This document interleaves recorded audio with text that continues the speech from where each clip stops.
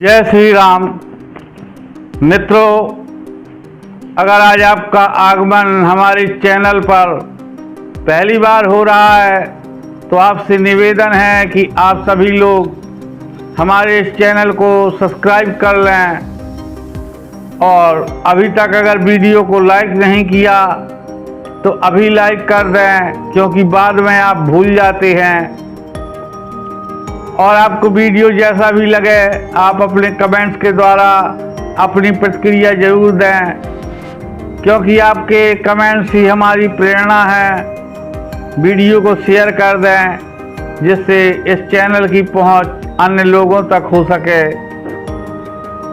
जिसके लिए हम आपके हृदय से आभारी रहेंगे। आइए बढ़ते हैं आज के उस सुंदर प्रसंग की ओर। मित्रों, जिस समय बेला रानी गढ़ महोबे में गई तो वहाँ पर उन्होंने पूरे महोबा का भ्रमण किया और रानी मल्हा से उन्होंने मुलाकात की। आल्हा के साथ में उन्होंने अनेकों कौतुक किए, जिसमें उन्हें सफलता हासिल नहीं हुई। आल्हा को उन्होंने तरह तरह से डराने का, पथ भ्रमित करने का, यानी कि अपने क्रिया चरित्र के द्वारा उसने लाख प्रयास किए, लेकिन आल्हा विचलित नहीं हुए।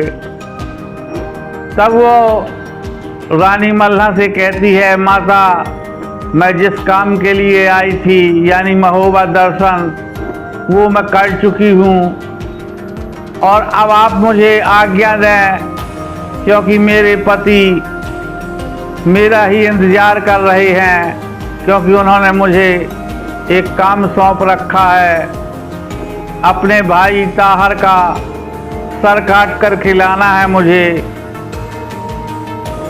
तो मुझे वहाँ पर पहुँचना अत्यधिक आवश्यक है। और जब मल्हा ऐसे वचन सुनती हैं बेला रानी के, तो वो सहर्ष आज्ञा दे देती हैं। और जब बेला वहाँ से चलती है गढ़ दिल्ली के लिए, तो मार्ग में गजमोतिन का सत्ती चौरा मिलता है। तब वो आल्हा से कहती है कि मैं रानी गजमोतिन के उस सत्ती चौरा पर जाना चाहती हूँ, उनके दर्शन करना चाहती हूँ। तब वो जाकर के कहती है कि रानी गजमोतिन, अगर तू सत्य के कारण सती हुई है तो आज तेरी आवाज़ मुझे सुनाई दे और मेरी समस्या का समाधान कर।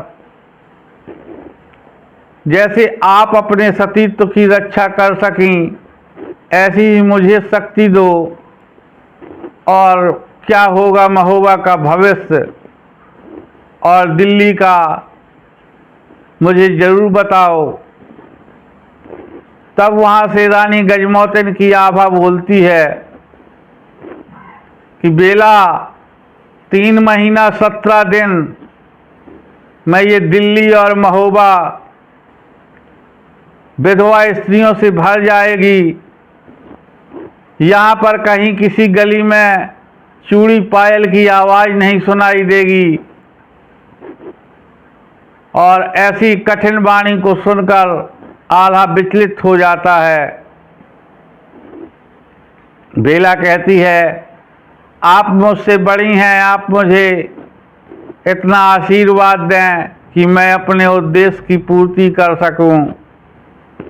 तब गजमोतिन की आभा यानी आवाज़ आती है और कहती है, अवश्य, तुम तो स्वयं महासती हो। और ऐसा सुन करके वो रानी गजमोतिन से आज्ञा लेती है और जाती है। 2:30 पहर में वो ब्रह्मानंद के लश्कर में पहुंच जाते हैं।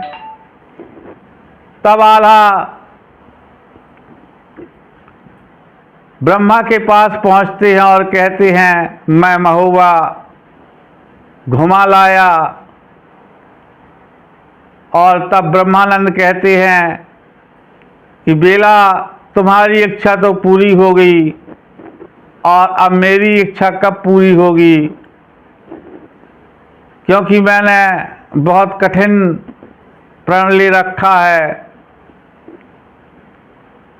क्योंकि मेरे इस अवस्था में आने के बाद कोई ऐसा नहीं है जो ब्याह का अधिकार ला कर के मुझे दे दे, ताहर का शीश काट कर ले आए।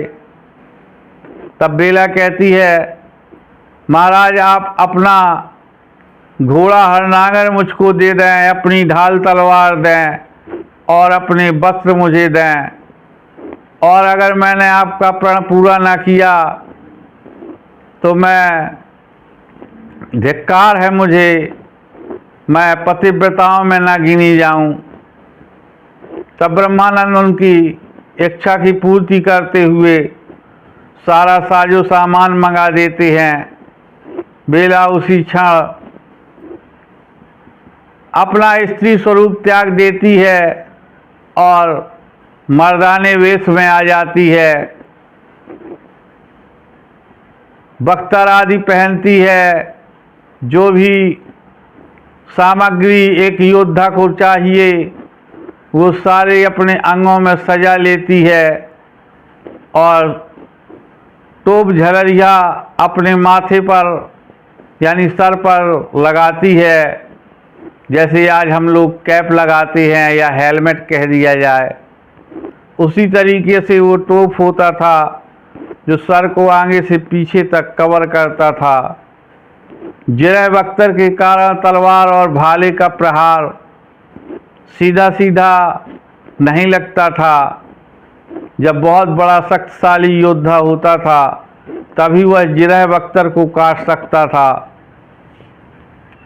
तो इस प्रकार से पूरी तरह से बेला रानी सुसज्जित हो जाती है और अपने साथ में कुछ एक सेना लेती है और पहुंच जाती है दिल्ली के मुख्य फाटक पर, और जाकर के वहां अपने तंबू लगा देती है और एक पत्र लिखती है जिसमें पृथ्वीराज चौहान को वो प्रथम प्रणाम लिखती है और कहती है, बेला रानी के हमारे पास आने से हमारे जख्म भर गए हैं और उसी के उपचार से हम ठीक हुए, और उसकी ही इच्छा है कि हम ब्याह का अधिकार लेकर के आएं। तो या तो पृथ्वीराज ब्याह का अधिकार दे दें, ताहर के हाथों से भेज दें, नहीं तो मैं सारे दिल्ली शहर में आग लगा दूंगा। और जब ऐसी बात लिख देती है बेला और पत्र देती है धावन को, तो धावन जा कर के महाराज पृथ्वीराज चौहान को वो पत्र देता है। पत्र पढ़ते ही पृथ्वीराज का पारा 7वें आसमान पर पहुंच जाता है। एक तो वो इतने बड़े राजा, दूसरे फिर अहंकारी, तीसरे एक छोटा सा राज्य उनकी नज़र में था महोबा, उसका राजकुमार उनको धमकी दे, कैसे सहन करते। तब वो ताहर से कहते हैं, बेटा जाओ अपनी पूरी फौज तैयार करो और उस ब्रह्मा को जाकर के ब्याह का अधिकार ठीक से चुका दो। ताहर उनकी आज्ञा को सुनता है तो अत्यधिक उत्साह के साथ में सेना को तैयार करता है और महलों में जाता है। तो वहाँ कुछ अपशकुन होते हैं उसकी रानी को। तो कहती है, हे पतिदेव आप आज युद्ध के लिए न जाएं, क्योंकि मुझे अपशकुन हो रहे हैं। आज मेरे अंडा पर काग बोल रहा है, जबकि रोज शुभ पक्षियों का आगमन होता था। तब ताहर कहता है, मूर्खता की बातें ना करो। अगर हमारा जीवन रहा तो हम लौट करके इसी प्रकार से पुनः मिलेंगे, और अगर भगवान श्री राम की यही इच्छा है तो मरना तो एक दिन सबको है। कोई क्षत्रिय अमर नहीं है, ना कोई क्षत्रिय अपने पीठ में तामा मढ़वा के आया है जिसमें घाव न हो। इसलिए अब मुझे जाने दो और वो त्रिया चरित्र, माया, मोह आदि सभी को भूल करके अपने सेना को लेकर फाटक पर आ जाता है अकेला ही। और वहाँ तब देखता है ब्रह्मानंद अपनी सेना के आगे खड़े हैं और वो जाकर के कहता है कि तुम किस धोखे में हो ब्रह्मा। अभी तुमने ताहर की तलवार का स्वाद नहीं चखा है, और अगर अपनी भलाई चाहते हो तो अगर विधाता ने तुम्हें बचा दिया है, पुनः जीवन दान दिया, तो लौट जाओ, नहीं तो जैसी उस बार गति की थी उससे ज़्यादा इस बार कर दूंगा। तब बेला कहती है ऐसी बातें न बनाओ, उस बार तुमने क्या किया था? तुमने छल के द्वारा ही मेरे साथ में घात किया था, लेकिन आज वो छल भी तुम्हारा काम नहीं आने वाला। और अगर कुछ साहस है तो युद्ध करो, नहीं तो ब्याह का अध कर चुकाओ और अपनी दिल्ली में सुखपूर्वक रहो। हमें किसी का राज नहीं चाहिए, लेकिन ये तो हमारा नेम दस्तूर है। इतना सुनना था कि ताहर का क्रोध सातवें आसमान पर आ जाता है और वो एक साथ अपनी सारी सेना को आदेशित करता है कि आक्रमण किया जाए। और इधर बेला भी पूर्ण सतर्क थी, वो भी महोबा के सैनिकों को आदेश देती है कि आगे बढ़ो। इस प्रकार से बड़ा घमासान युद्ध प्रारंभ हो जाता है। जब जिस हथियार की सीमा में होते हैं तो एक दूसरे को मारते काटते हुए आगे बढ़ जाते हैं। एक समय ऐसा आता है जब तलवारों की मार हो रही है और अपना पराया कोई नहीं देख रहा है। बस सबको तो यही लग रहा है मार हो और हम कब विजय प्राप्त कर लें। और ऐसा भीषण युद्ध हो रहा है। तब ताहर देखता है कि हमारी दिल्ली की फौजें कमज़ोर पड़ रही हैं। तब वो सबका हौसला बढ़ाते हुए आगे बढ़ता है और आगे बढ़ते बढ़ते बेला के पास जब पहुंचता है, मानो बेला तो उसका ही इंतज़ार कर रही थी। वो कहती है भला हुआ जो तू सामने आ गया, आज तू युद्ध स्थल से बचकर नहीं जाएगा। तब ताहर कहता है भगवान के लिए धन्यवाद करो कि जो अभी तक तुम मुझसे दूर थे और मैं तुम्हें बचने का एक अवसर नहीं दूंगा। ऐसा कहते हुए ताहर अपनी तलवार के वार को करता है। बेला उसे बड़ी खूबी के साथ बचा लेती है। बेला अपना वार करती है तब ताहर उसे बचा ले जाता है। दोनों बराबर के योद्धा हैं। युद्ध भूमि में कोई पीछे नहीं हट रहा, और बराबरी के हों क्यों नहीं, दोनों ही तो सगे भाई बहन हैं, दोनों ही पृथ्वीराज का अंश हैं। और ऐसा भीषण युद्ध होते होते जब एक प्रहर हो जाता है, उसी बीच चौड़ा आता है युद्ध भूमि के हालचाल लेने के लिए। तब वो जब ताहर का युद्ध ब्रह्मा से होते देखता है तो समीप चला आता है, और उसी समय उसको बेला का मुख देख करके कुछ शंका हो जाती है। तो वो और गौर करके देखता है तो बेला के हाथों की अंदर से चूड़ियाँ दिख रही हैं, ऊपर से ब्रह्मानंद के कपड़े हैं। तब उसका संदेह पुष्ट हो जाता है और वो ताहर से कहता है ताहर, युद्ध किससे कर रहे हो तुम? ये तो बेला है। और इतना सुनना था कि ताहर का ध्यान भटक जाता है और वो गौर करने लगता है ब्रह्मानंद के चेहरे की ओर।